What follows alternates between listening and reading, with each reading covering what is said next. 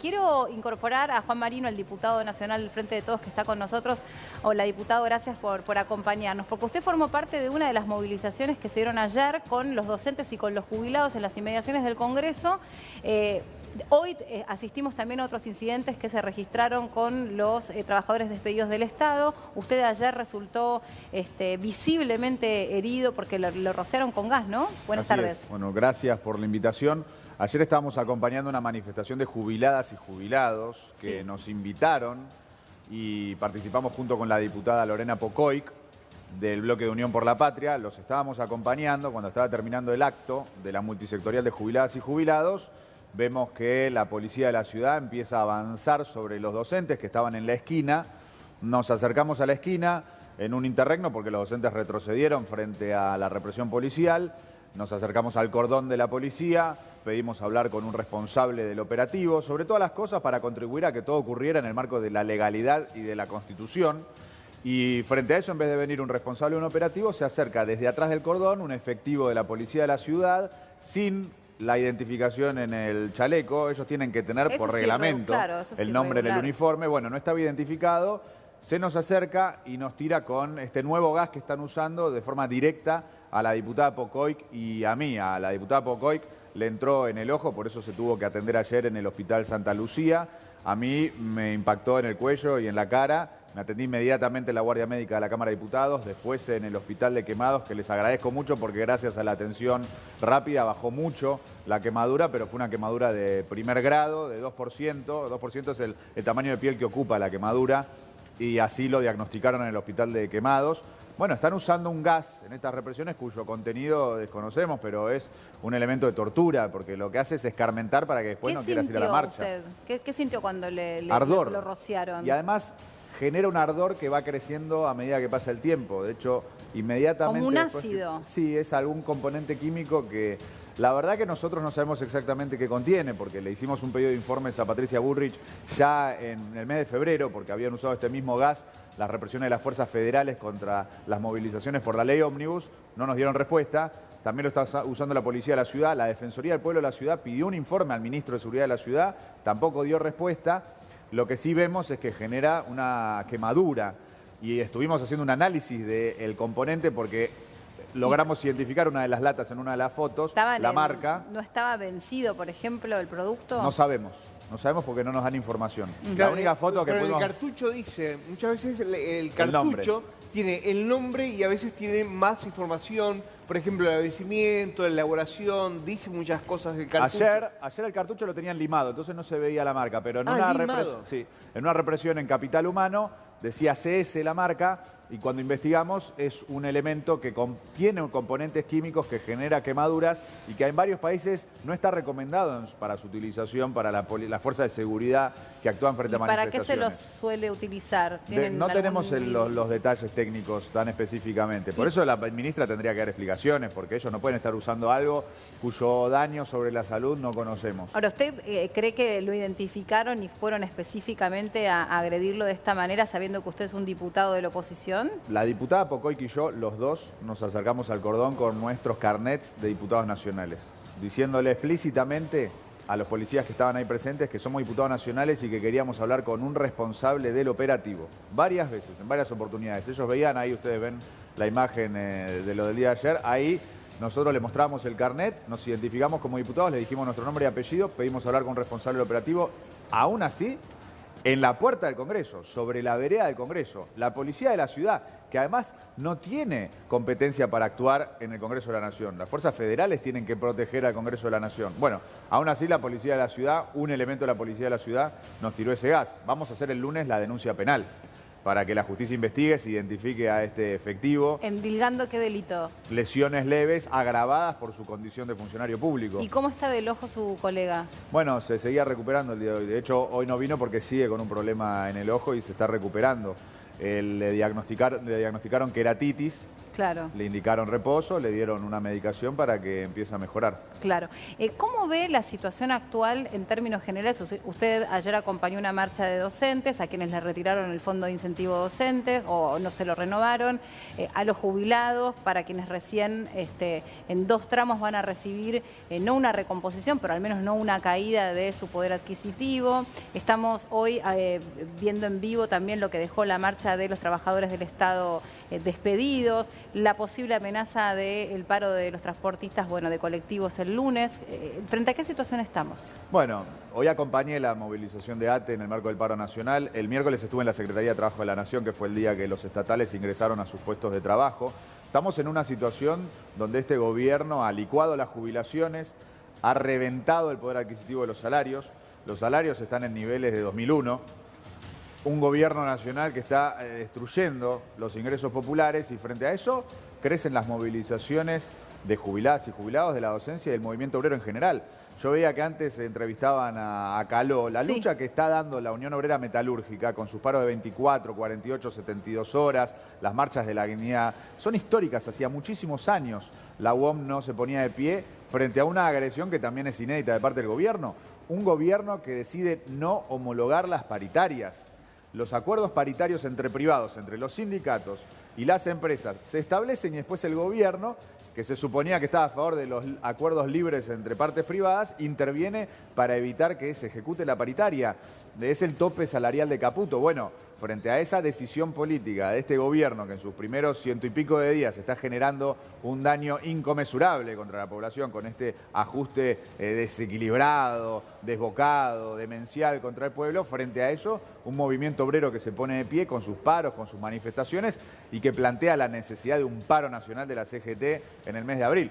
No sobre todo para que el gobierno cambie de rumbo, porque este es un gobierno impermeable frente a la movilización. No cambia frente a la movilización, al revés. Cree que crece políticamente atacando las movilizaciones y la lucha. Ahora, hay una oposición que sí es permeable a esas manifestaciones por su vocación democrática y que tiene que dar una respuesta en el Congreso de la Nación, poniéndole un límite constitucional al gobierno, derogando el DNU, rechazando la nueva ley ómnibus y votando leyes a través de un acuerdo federal parlamentario que permitan defender las condiciones de vida de nuestro pueblo, por ejemplo, recomponiendo las jubilaciones. Tenemos que hacer una pausa, pero quiero que en un ratito, diputado Marino, me diga si le cabe algún mea culpa al Frente de Todos sobre por qué, en definitiva, obtuvo el volumen de votos que obtuvo Javier Milei en las elecciones. Nos lo contesta después de la pausa. Somos diputado nacional. ¿Quién está a cargo del operativo? No hacemos nada. No. El diputado Juan Marino, el Frente de Todos, estaba conversando con nosotros a propósito de las lesiones que recibió en el acompañamiento a la protesta, a la marcha de los docentes y los jubilados, y le preguntaba en este contexto que a todos nos resulta fácil observar y de lo difícil que es la vida cotidiana, ¿cuál es el mea culpa del Frente de Todos para que Javier Milei haya obtenido el volumen de votos que recibió en el balotaje y también en las vueltas anteriores, ¿no? Para resumirlo en una sola frase, me parece que el problema fue que nuestro gobierno no resolvió la inflación. Y frente a eso el pueblo votó una variante que todavía no había gobernado, que le prometió que venía a resolver la inflación. Después puedes agregar otros elementos, por ejemplo, si los gobernadores no hubiesen desdoblado las elecciones provinciales y si no hubiésemos tenido paso en Unión por la Patria, podríamos haber ganado en primera vuelta, porque estuvimos a 3 puntos de ganar en primera vuelta. Bueno, todas esas discusiones, como es un tema extenso y al cual no lo evado de ninguna manera, acabamos de publicar unas tesis de abril, un documento que escribí yo de mi autoría, que los que están mirando lo pueden encontrar en la página web www.elpiquetero.org. El título es Tesis de Abril, donde ahí es un documento de 60 páginas, donde explicamos la situación en la que estamos, cómo llegamos y qué tenemos que hacer para ordenar a la oposición para ponerle un límite constitucional a Milei. Así que la convocatoria abierta a abrir un debate sobre estos balances y lo que tenemos que hacer hoy. El plan Platita, del que tanto se habló, que fue un poco el ardid que usó Sergio Massa, lo veo con todo respeto lo de ardid, ¿no? El ardid político que usó para ver si podía seguir avanzando, sobre todo de cara a la segunda vuelta. ¿No lo podría haber implementado antes? Se podría haber implementado antes. De hecho, nosotros hicimos un plan de lucha en 2022 reclamando la implementación de un salario básico universal. Massa todavía ni siquiera era ministro de Economía. por lo cual somos del sector de Unión por la Patria que, siendo parte del gobierno, peleó para que las medidas populares fueran de antes. De hecho, nosotros planteamos, cuando el Frente de Todos pierde las legislativas del 2021, que el gobierno se tenía que reorientar y tomar medidas populares. Y me parece que con ese criterio hoy la oposición se tiene que ordenar escuchando el clamor popular que tiene esos reclamos que en su momento no se le dio satisfacción. Me parece en ese sentido que hoy Unión por la Patria de alguna forma está dando lugar a eso, porque está votando en el Congreso contra el DNU, contra la ley ómnibus, acompañando los paros nacionales, con el cuerpo en las movilizaciones. Hay otro sector de la oposición que está con más ganas de transar con el gobierno de Milei, cuando, si se llegan a sumar al Pacto de Mayo, se van a estar sumando al plan de Caputo de fundir a las provincias, van a traicionar a sus pueblos y van a perder las próximas elecciones. Entonces, ese sector de la oposición se tiene que hacer cargo, ser opositores, y juntos tenemos que ponerle un límite al gobierno. Medina, sí. Le quería preguntar a Juan, porque puede haber un paro acá en el AMBA el próximo lunes. Córdoba dice que para el lunes el transporte, todo lo que es colectivos en Córdoba. En Santa Fe, los dueños de las empresas dicen que no hay plata para pagar los sueldos directamente. ¿Hacia dónde vamos, Juan? Bueno, es una situación muy complicada y es todo producto de las decisiones de este gobierno. Si tenemos esta situación en el transporte es por responsabilidad de que hay un gobierno que está generando un desgobierno. Tenemos un gobierno nonato, fallido, que no tiene plan económico, no tiene plan de estabilización. Y entonces, frente a la ausencia de plan, acelera de forma descontrolada y demencial el ajuste. Como producto de ese ajuste tenés los problemas que tenés en el transporte. Ahora sacaron el decreto eliminando el Fondo Compensador de Transporte, generando más tarifazos en el resto de las provincias del país. Además, el gobierno dice que es nonato porque ustedes no le dan los recursos, básicamente, no le aprueban las leyes. No, el gobierno no. El gobierno dice que ellos, pase lo que pase en el Congreso, van a seguir gobernando por decreto.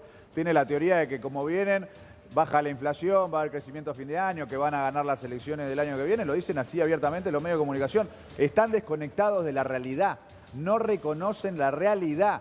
Y eso va a tener un límite más temprano que tarde, porque cuando llegue junio, julio, no juntaron los dólares de la cosecha, el fondo no les puso los 15.000 millones que ellos quieren para liberar el cepo, fracasa por completo su plan económico, bueno, ahí va a tener que hablar el FMI, van a tener que hablar Macri, que son los que hoy están blindando a este gobierno, y hacerse cargo, porque Milei es presidente, pero el padre de la criatura se llama Mauricio Macri. Y hoy Mauricio Macri está callado y no se está haciendo cargo de que esto también es su responsabilidad política. Bueno, cuando esto fracase definitivamente en el mes de junio, julio, ahí el FMI y Macri van a tener que hablar también. Ahora, diputado Marino, por ejemplo, usted ayer que acompañó a los jubilados, ¿no? Mientras adentro del Congreso se estaba debatiendo cuál es el rol que le cabe a esa comisión de cara a un decreto que a partir de dentro de unos meses, de junio o julio, le va a recomponer en algunos tramos, en 2 tramos, o recomponer es una manera de decir, pero por lo menos va a evitar que siga cayendo el poder adquisitivo de los jubilados. Durante el gobierno de Alberto Fernández, los jubilados tampoco estuvieron bien. Coincido. Usted los estuvo acompañando. Coincido, pero con el gobierno de Milei hubo un salto en calidad en la destrucción de las jubilaciones, porque la licuación que se procesó de las jubilaciones desde que arrancó el gobierno de Milei, con la inflación acumulada en pesos que hubo, y con la inflación en dólares, porque Milei no solo no resolvió la inflación en pesos, sino que creó la inflación en dólares.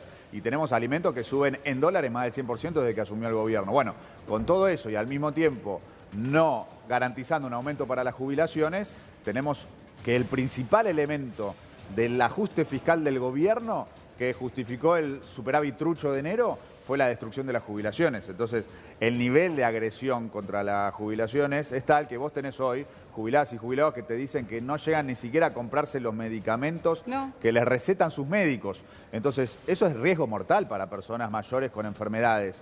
Riesgo de muerte. Por eso ayer los jubilados, cuando marcharon al Congreso, marcharon con la consigna basta de genocidio silencioso. Porque acá tenemos un plan de genocidio económico del gobierno, cuyas principales víctimas son los jubilados. Entonces, vos hablás con los jubilados y los que estuvieron ayer, y yo hablo con ellos, porque aparte tenemos reuniones para coordinar qué tenemos que hacer en el Congreso para defenderlos, y te dicen, sí, con el gobierno de Alberto estábamos mal, pero lo que está haciendo Milei ni se compara, es una cosa criminal. Ahora, dentro del Parlamento tan sesgado como está, ¿no? Tan dinamitado los bloques, ¿qué rol va a ocupar el radicalismo, por ejemplo. Estamos hablando de una ley de bases a donde, por ejemplo, la cuestión universitaria, que es la bandera que principalmente defienden los radicales, no está claro si van a acompañar, no van a acompañar, si son oficialismos, si se quedan en la vereda de enfrente. Bueno, un radicalismo que además ya ni bien nació también con dos papás, ¿no? Porque querían ser dos los que lideraban el espacio político. Bueno, tenés al presidente de la UCR a nivel nacional que votó en contra del DNU por inconstitucional en la Cámara de Senadores, que es Martín Lustó, sí, muy correctamente. Tenés el presidente del jefe de bloque de diputados de Loredo, que boicoteó la sesión que convocó el bloque de Pichetto por el tema de las jubilaciones, porque arreglaron la presidencia de una comisión en la Cámara de Diputados, que es la Comisión de Previsión. Un sector importante de los diputados radicales le dieron la espalda a los jubilados porque arreglaron la presidencia de una comisión. Eso se tiene que terminar. Ya no hay margen para esto de la oposición dialoguista. Ahora, o sos opositor o sos oficialista. Nosotros estamos llamando a la derecha radical y a la derecha peronista a que sean fieles a ese pacto Olivos y esa constitución que ellos mismos elaboraron en su momento contra un gobierno de ultraderecha que la está eliminando. ¿Tiene posibilidades de salir el decreto de necesidad de urgencia? ¿Qué va a pasar en la Cámara de Diputados? Bueno, nosotros creemos que hay condiciones de posibilidad para rechazarlo.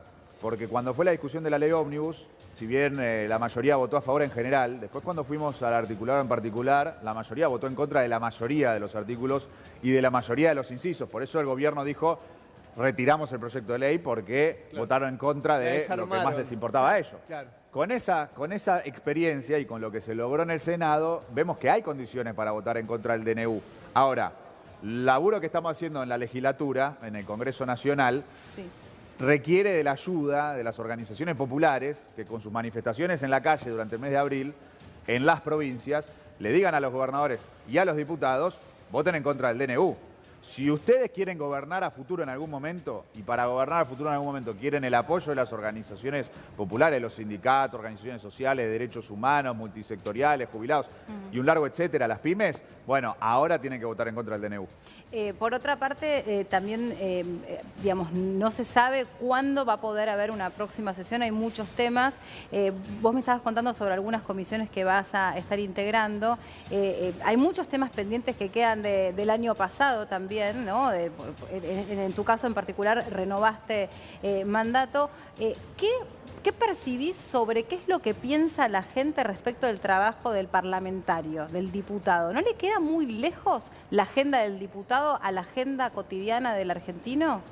Sí, creo que no solo hay bronca contra el gobierno por las medidas que está tomando, sino que hay bronca contra la oposición porque hay una idea de que la oposición no hace lo suficiente.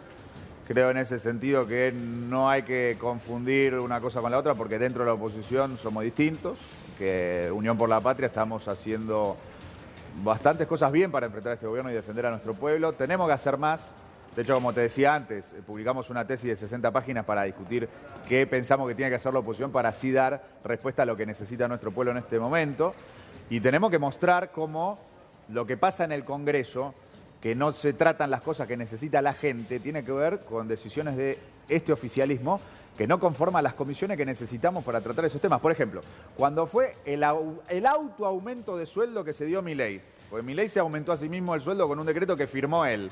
Sí, pero también se queda excluido, por ejemplo, de jubilaciones de privilegios, para decir una cosa y para decir la otra, ¿no? Porque él también quedaría... Propone eso para adelante, se supone, sí, es una propuesta que él tiene para adelante. Sí, es una propuesta que no está aprobada, pero él también se propone quedar afuera. Vos fíjate la jubilación de privilegio que tiene ahora Alberto Fernández, que se la mencionó, que está alrededor, yo no sé si es realmente de ese valor o no, pero se habla de 7 millones de pesos. Por eso generó tanta bronca que él se aumente el sueldo a sí mismo, porque él te dice eso, pero después firma el decreto aumentándose el sueldo. Cuando él salió a atacar el aumento en el Poder Legislativo, él ya se había firmado su propio aumento.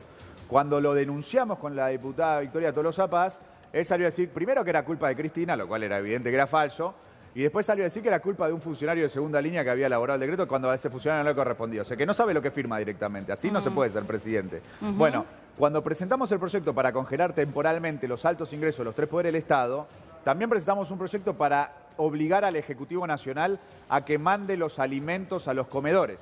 Sí. Hoy nuestro pueblo necesita la comida, entonces lo que vos decías de cómo hacemos para que el Congreso represente las preocupaciones de nuestro pueblo, bueno, con estos proyectos que garanticen el envío de los alimentos. Y para eso tienen que estar las comisiones conformadas en la Cámara de Diputados para poder tratarlos. Hay otro debate que se está dando que tiene que ver con lo que Emiliano Jacobiti viene anunciando, que es la desfinanciación de la universidad pública, a donde para el segundo semestre no habría posibilidades de que algunas carreras queden abiertas o algunas cátedras se puedan sostener. Y se está hablando de arancelar la universidad pública, sobre todo, bueno, teniendo en cuenta algo que es un debate recontra profundo sobre la gratuidad para los argentinos, pero por ahí el arancelamiento para aquellos que pueden venir a formarse aquí en nuestro país, extranjeros.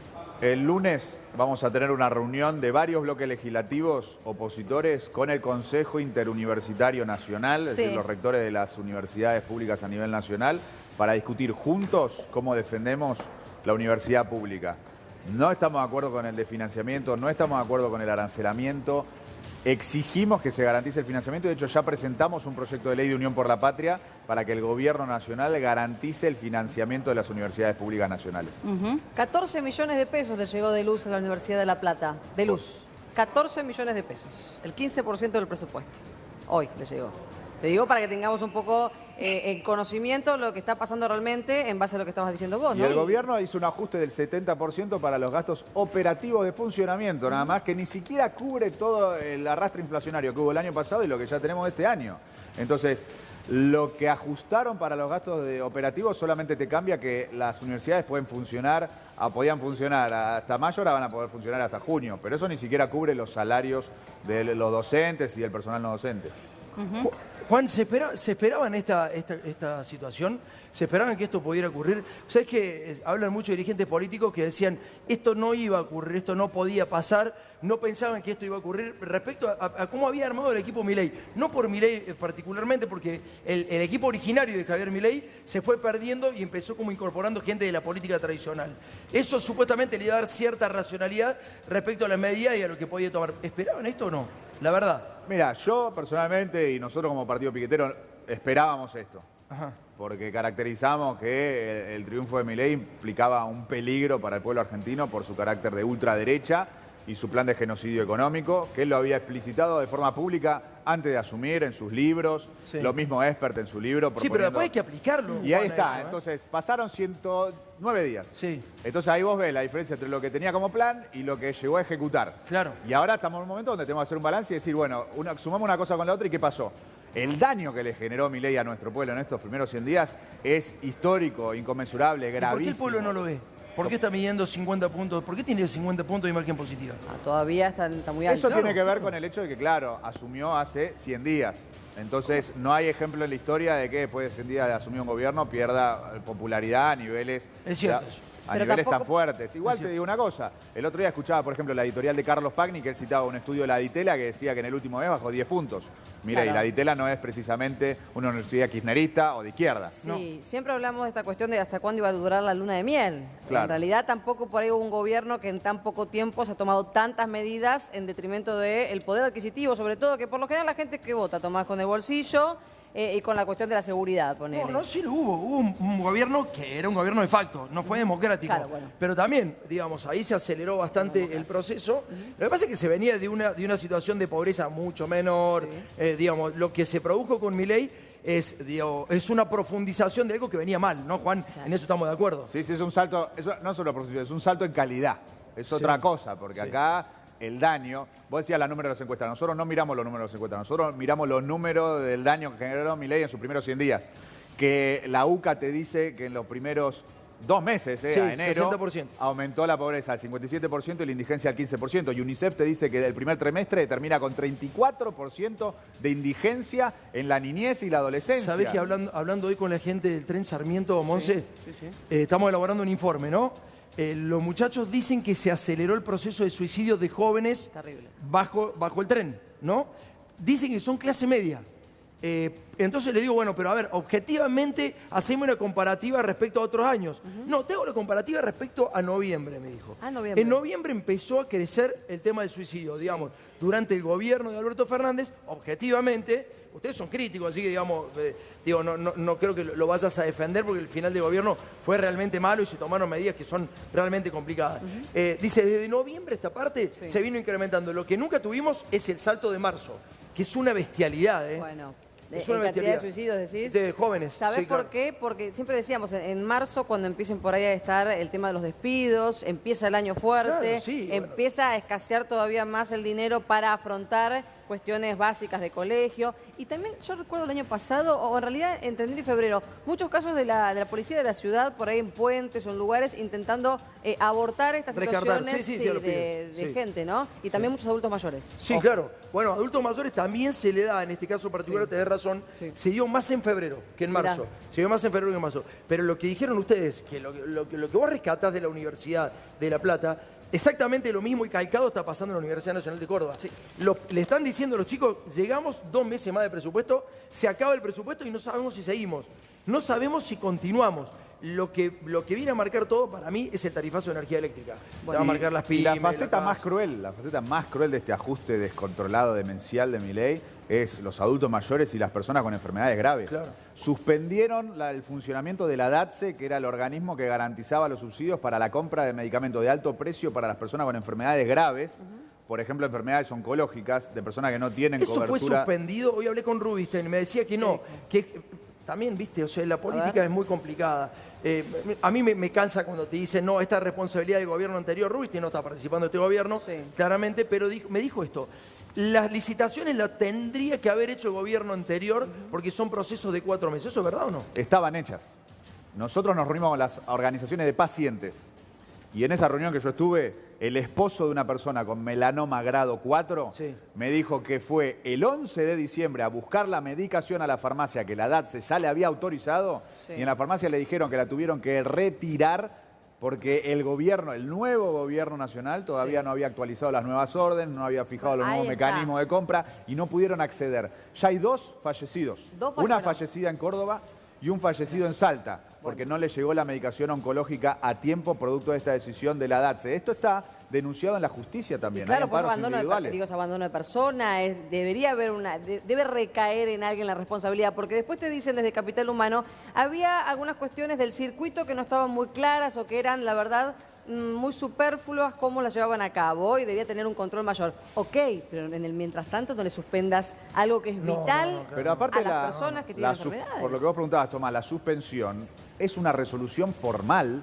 del secretario de Niñez que ¿Hubo estaba una a resolución cargo. formal? Una ¿Es resolución así, formal Juan? suspendiendo temporalmente la operatoria hasta tanto se revisaran los circuitos administrativos. Vos podés los acceder a esa... trámites. Sí, después hablaste se de la mandamos.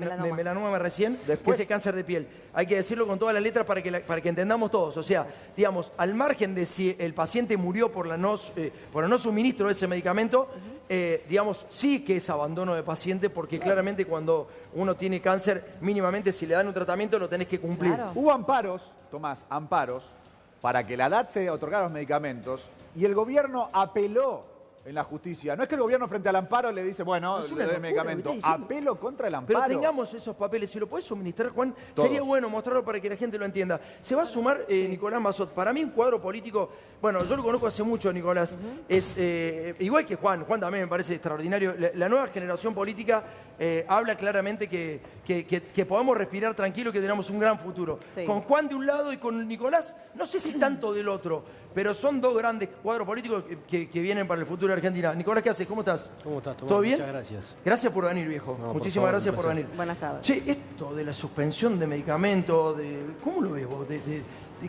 ¿Qué análisis haces respecto a la suspensión de medicamentos oncológicos? Bueno, es parte de los viandazos, ¿no? De correcciones que claramente había que hacer y que este gobierno las está haciendo con un picado grueso que se está llevando puesto a la realidad cotidiana de muchísima gente, Pero vos ¿no? decís Y que que eso no es había la que única hacerlo. manera de hacerlo. ¿Cómo? ¿Eso había que hacerlo, digo? No. Lo que estoy diciendo es que evidentemente este gobierno se excede en una cantidad de correcciones que había que hacer respecto del gasto y que trata, digamos, a todo el mundo por igual, sin observar particularidades como pueden ser las enfermedades crónicas o los altísimos costos que tienen esos medicamentos.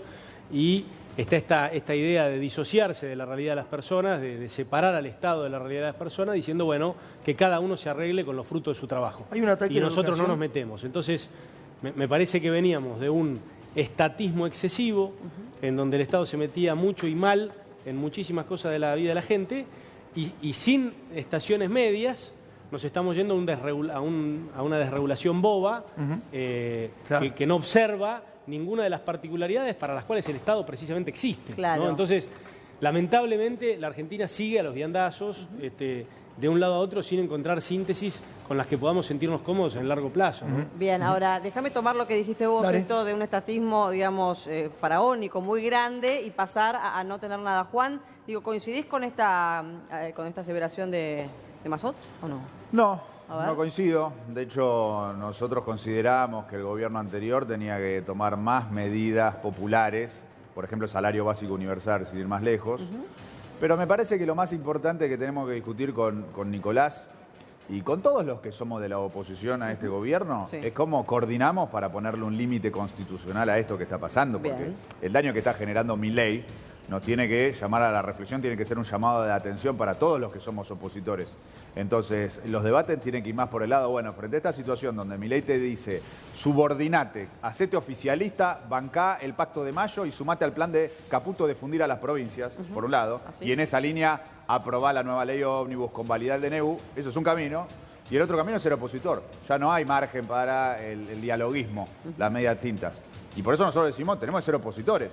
Nosotros, de Unión por la Patria, los 99 diputados, estamos a disposición para hacer un acuerdo federal parlamentario para votar cosas a favor de los jubilados, a favor de los docentes y restableciendo el FONID, y la agenda de problemas que tenemos que resolver en lo inmediato y contra el DNU y la ley ómnius, si queremos discutir eso con el resto de los bloques, Pareciera entre ser, esos el que ¿sabés qué integra pasa, Nicolás. Juan? Ahí Sí. pareciera ser que hay como, te va a decir Nicolás Mazot también, nosotros que somos opositores, pero de otro punto de vista, de otro ángulo de ideológico, lo que sea, no importa.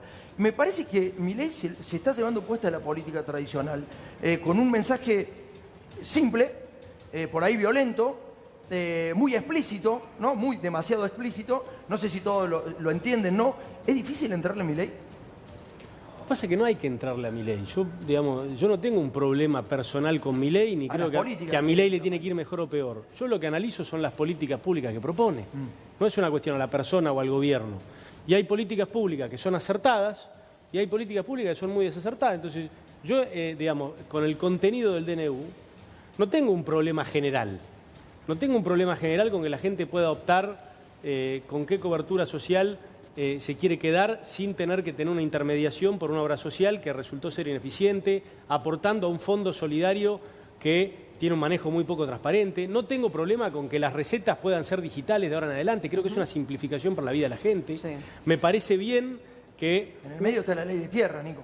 Pero mirá, vamos a la ley de tierra, no tengo problema. Me parece bien que una ley de tierras que tenía componentes que hay que conservar, por ejemplo, el impedimento para que haya compra de tierras en las zonas de frontera, que en un país víctima del crimen organizado como este, sería facilitarle al crimen organizado la entrada a nuestra frontera, que la verdad dejan mucho que desear sus controles, pero no me parece mal que se habiliten inversiones productivas en la zona núcleo en la medida en que generen inversión y generen empleo. La verdad, Tomás, ¿qué te voy a decir? Que la propiedad de ¿No la te tierra... interesa si viene un yanqui y compra 50.000 hectáreas en Córdoba? Para mí, si el O un yanqui millón de viene... hectáreas Pero en escuchame una la cosa, Patagonia. Tomás. Si el yanqui viene, si es yanqui, si es turco, si es indio, y viene y paga impuestos en la Argentina, emplea a argentinos, le compra a pymes argentinas los insumos para realizar su inversión, Sí. a mí no solamente no me molesta, yo le doy la bienvenida. ¿Sí? No hay una cuestión ideológica de que la tierra tiene que ser nacional. Digamos, ¿hay activos estratégicos? Por supuesto. Por ejemplo, en el marco de la ley Bases, nosotros nos opusimos a las privatizaciones totales de, entre otras compañías, ARSAT y Nucleoeléctrica. Porque nosotros creemos que la tecnología nuclear y la tecnología satelital son activos estratégicos en donde el Estado tiene que controlar esas ¿Y compañías. el campo no lo es? Pero ¿No es mirá, estratégico la tierra? No, pero una cosa es que sea estratégica y otra cosa es que vos prohíbas. Lo que es estratégico es la seguridad alimenticia. Si vos querés comprar Pará. 50.000 hectáreas en Estados Unidos, ¿podés comprarla o en Italia Totalmente, o en Francia? obviamente ¿Seguro? que sí, ¿Un seguro. argentino? Totalmente seguro, Tomás. Lo único que te van a pedir es que tengas una sociedad constituida en ese país, que te inscribas para pagar los impuestos en ese país y te van a poner un montón de controles que tienen que existir en la Argentina. Pero decirte que no vengas a invertir no tiene ningún sentido. Lo que tiene sentido es que tengamos un Estado cuidando la seguridad alimentaria, un Estado que vele porque en vez de ponerle retenciones, por ejemplo, a los productos elaborados del agro, se lo pongas a los productos primarios y se las quites a los elaborados para avanzar en la cadena de valor, industrializar los granos, producir alimentos y exportar trabajo argentino. Esa es la discusión inteligente. Ahora, Juan, ¿vos pensás que va a dar en algún momento el brazo a torcer y dar esta discusión inteligente el gobierno cuando ya vimos que en una primera instancia falló, digamos? Esto es lo que presentamos, lo tenían que aprobar, no se aprobó. Ahora vos pensás que van por ahí a volantear y hacer un poquito más a ceder. No. Hoy el gobierno tiene como orientación redoblar su ofensiva. Peor todavía. De hecho, lo escuchamos a Milei el 1 de marzo en el discurso en la Cámara de Diputados en el Congreso, diciendo, si quieren conflicto, conflicto tendrán, frente a los obstáculos acelero. Una línea muy agresiva. De hecho, cuando el Senado rechaza el DNU, saca un nuevo comunicado diciendo que si quieren confrontación van a tener confrontación. La línea es confrontativa. La línea es decir que siguen en el plan de fundir a las provincias y que los que se acoplan a eso pueden llegar a tener algún favor del gobierno, pero eso no va a generar que no fundan a su provincia. Entonces, los gobernadores, que lo votó la gente de su provincia para que gobiernen a favor de su provincia, no pueden convertirse en virreyes de este pretendido rey, que no es un presidente porque no ejecuta las funciones que la Constitución le impone, y tienen que, por lo tanto, prestarle atención a ese pueblo, porque si no, ese pueblo no los va a volver a votar en las próximas elecciones. Entonces, me parece muy importante, por lo tanto, que los gobernadores respondan al mandato popular de sus provincias y no a los aprietes y las extorsiones de un gobierno que lo único que quiere es fundirlas. Bueno, habrá que ver, ¿no? Digo, Nicolás, no sé qué percepción tenés de lo que pueda llegar a pasar con este Pacto de Mayo, Nicolás. Sí, a ver, el Pacto de Mayo es un decálogo casi de obviedades, con lo cual está bien, no es una crítica. Digo, es bastante difícil oponerse a un decálogo de buenas intenciones que en la Argentina están presentes hace mucho tiempo. El enigma, el nudo que hay que desatar es cómo hacemos para que se conviertan en políticas de largo plazo y que no dependan de que un día viene Macri, después viene otro, después viene Milei, después viene otro. Es decir, lo que a la Argentina le falta es predecibilidad. Y yo comparto esta idea de que no hay que someter las voluntades políticas. Ahora, lo importante, la violencia que expresa Milei habla de sí mismo.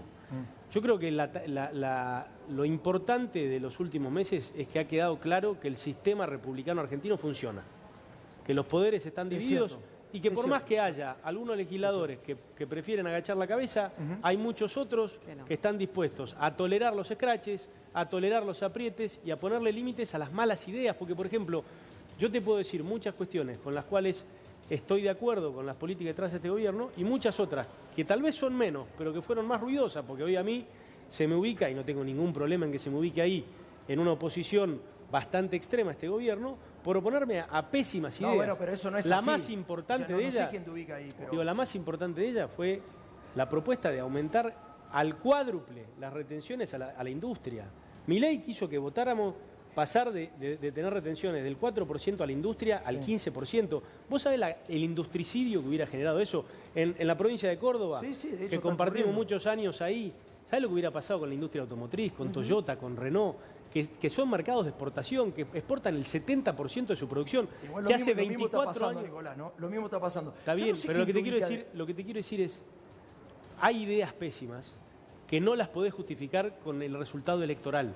Claro. Y hay buenas ideas necesarias para la Argentina, como por ejemplo la reforma electoral, que hasta Cristina Kirchner ahora nos enteramos que está de acuerdo con modernizar la legislación laboral, que hay que avanzar cuanto antes, porque eso no lo reclama Milei, lo reclaman las pymes, lo reclaman los emprendedores. Tengo una pregunta, Nicolás. Es como que recién, sobre todo los espacios que quieren ir por el medio, tienen como culpa de decir que no son kirchneristas, que no se animan a oponerse al gobierno de Javier Milei por temor a que se los encierre dentro del kirchnerismo. Esto ha ocurrido mucho, ¿lo sabés? Pero Tomás, a mí el que me confunda con el kirchnerismo tiene que ser un ignorante. Ahora, yo no necesito insultar ni pelearme con el kirchnerismo para que tengan claro, inclusive empezando por ellos mismos, con quienes muchas veces coincido y tengo buena relación, que políticamente representa otra cosa. Yo no necesito el conflicto, no necesito la violencia, no necesito la descalificación. Tengo mis ideas, las defiendo con vehemencia, creo que tengo, con aciertos y con errores, un historial, digamos, que avala esas posturas, y la verdad me tiene sin cuidado en la opinión pública simplista, que por una cuestión coyuntural me quiera ubicar, insisto, de manera simplista en un lugar donde no estoy. ¿Con Pichetto o con la gente de Carrió? ¿Con quién está más cómodo? No, y si estamos en el mismo bloque, con los dos. Es decir, yo con Lilita Carrió he tenido mis diferencias personales, ella tiene diputados, ella no está hoy en el Congreso, claro. tiene diputados que son excelentes, la verdad. Tiene un bloque que generalmente ha sido muy parejo en su nivel, gente muy trabajadora, muy bien intencionada. Miguel Pichetto es una persona que ha hecho mucha autocrítica, que ha defendido posiciones muy importantes. Hoy, la verdad que es una voz autorizada. Está Florencio Randazzo, está Emilio Monzó, está Ricardo López Murphy. La verdad que es un bloque que sorprende por su diversidad y que a nosotros no nos sorprende. Nos pareció bastante lógica la unión. ¿Sabes por qué? Porque la verdad que es un bloque con independencia del conflicto barato en el cual está inmerso la Argentina hace tanto tiempo. Es un bloque que lo que intenta es tener libertad de pensamiento, que no esté ni Macri ni Cristina en la sala de al lado dirigiendo por teléfono celular las reuniones de bloque. Es fuerte lo que estás diciendo. No, pero que es la verdad. Que no esté Macri ni Cristina en la sala de al lado. O Milei ahora. Che, qué duro para Juan Marino. Pero si no es, no lo transformen en eso. No es porque aparte. Pero es duro. No, bueno, está bien, pero no es una provocación, es una definición. Quiero decir, y tampoco es una crítica ni a Macri ni a Cristina, que han construido sus espacios y tienen la legitimidad que tienen. Ahora, llega un punto en la trayectoria de cada uno que cuando uno pone su propia energía, la propia cara, el tiempo de tus hijos, de tu mujer, el poco o mucho prestigio que uno tenga al servicio de una causa, uno no quiere que lo dirijan de afuera. Ahora, Juan, así ya te libero. Veía ahí luchando contra la policía, bueno, en uno de los tantos encontronazos, ¿no?, que tuvieron con la gente, en este caso, bueno, los docentes. ¿Cómo ves la escalada del conflicto social ante la escalada también de despidos en el Estado? No, primero no estábamos luchando contra la policía, nosotros... No, una confrontación, pero lógica, porque vos querés pasar al Congreso y no te dejaban. Está buena poder hacer la aclaración, porque ellos estaban, la policía de la ciudad, desalojando una movilización pacífica, que estaba en la vereda y un solo carril de Entre Ríos, y en un momento que hubo un interregno, porque los docentes retrocedieron, nos acercamos al cordón a pedir hablar con el responsable del operativo, y en vez de venir un responsable del operativo, un efectivo de la policía de la ciudad sin identificación en el uniforme, nos tiró directamente gas pimienta. Mirá. No es gas pimienta ni siquiera, es este gas que te quema nuevo que están usando, a la diputada Pocoic y a mí, que estábamos en representación del bloque de Unión por la Patria. Me parece que lo que ya estamos viendo en nuestro país es un nivel de movilización popular histórico. Tuvimos el paro nacional más temprano en la historia de un gobierno de nuestro país, producto de la velocidad y la profundidad del daño que está generando el gobierno. Tuvimos un 8M con las mujeres y las disidencias, un 24 de marzo con los organismos de derechos humanos y un 18 de marzo con las organizaciones sociales muy masivos. Y en abril vamos a tener un nuevo paro nacional como expresión de todos estos paros y movilizaciones de los distintos sectores populares que estamos viendo frente a la caída del poder adquisitivo y a la agresión de Milei. En ese sentido me parece que, y quiero rescatar algo de lo que decía Nicolás, que todos estos paros no modifican el rumbo del gobierno, que no es permeable frente a la movilización. Al revés, el gobierno piensa que crece políticamente atacando la movilización. Se envalentona, creo yo. Pero creo que sí es importante para la oposición, porque la oposición sí tiene vocación democrática y por tanto puede ser permeable a las manifestaciones masivas, populares. Y Nicolás lo decía, estos meses también demostraron que existen instituciones democráticas en nuestro país que le ponen límites. Sin ir más lejos, en diputados rechazamos la ley ómnibus y el Senado rechazó el DNU. Y distintos estamentos de la justicia rechazaron distintas medidas del gobierno, como el capítulo laboral del DNU, como en muchos casos individuales los aumentos de las prepagas, y hay otros ejemplos más. Falta la Corte Suprema, que se tiene que despertar de la larga siesta de que asumió Milei y tiene que fijar posición frente a un DNU que es abiertamente inconstitucional. Entonces me parece que lo importante de estas movilizaciones y el paro de la CGT en abril es hacer un llamado a la oposición para que coordinemos y le pongamos límite al gobierno. Bien, Juan, gracias por haberte quedado este rato bastante largo con nosotros. Bueno.